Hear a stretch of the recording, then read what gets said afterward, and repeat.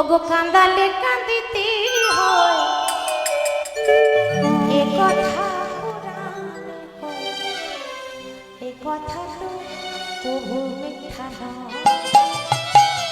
কান্দালে কান্দিতে হয় এ কথা পুরাণে কয়, এ কথা তো কবু মিথ্যা নয়। ও মা কান্দালে কান্দিতে হয় এ কথা পুরাণে কয়, এ কথা তো কবু মিথ্যা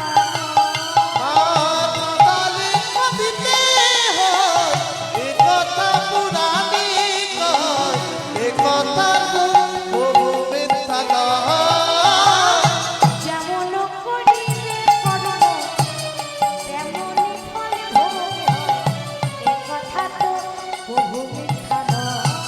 ও মা যেমনি করিবে কর্ম তেমনি ফল ভোগ হয়, এ কথা তো কবু মিথ্যা নয়।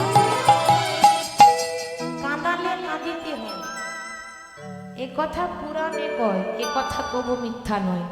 আমি যদি আপনাকে কাঁদাই আমাকেও একদিন কাঁদতে হবে। মা দেবকী মা হয়ে আরেক মাকে কাঁদিয়েছিল বলেই তাকেও কাঁদতে হচ্ছে। যদিও সবাই জানে যে দেবকী পূর্বজন্মে ছিল মাতা কৈকেয়ী। রামের তিনটে মা কৌশল্যা, কৈকেয়ী, সুমিত্রা, তিনটে মা, আর পিতা দশরথ। যখন ঘোষণা হলো আগামীকাল রাম রাজা হবে, তো সবার থেকে বেশি আনন্দ ওই কৈকেয়ীরই ছিল।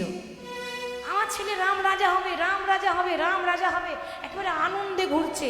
কিন্তু ওই যে পরের কথা শুনলে ঘর ভাঙে।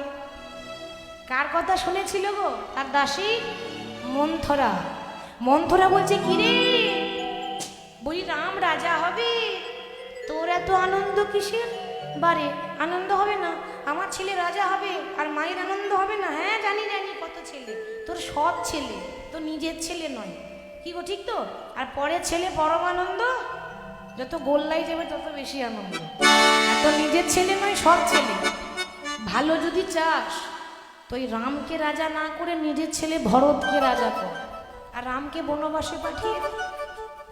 আর তাই হয়েছিল। কৈকেয়ী রাজা দশরথকে 3 বার প্রাণে বাঁচিয়েছিল।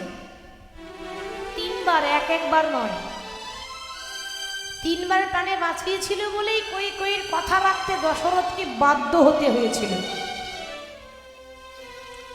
কখন জানেন? একবার, 3 বার টোটাল, কিন্তু 3 বার। একবার ওই রাজার সঙ্গে যুদ্ধ করতে গিয়ে, এক রাজার সঙ্গে যুদ্ধ করতে গিয়ে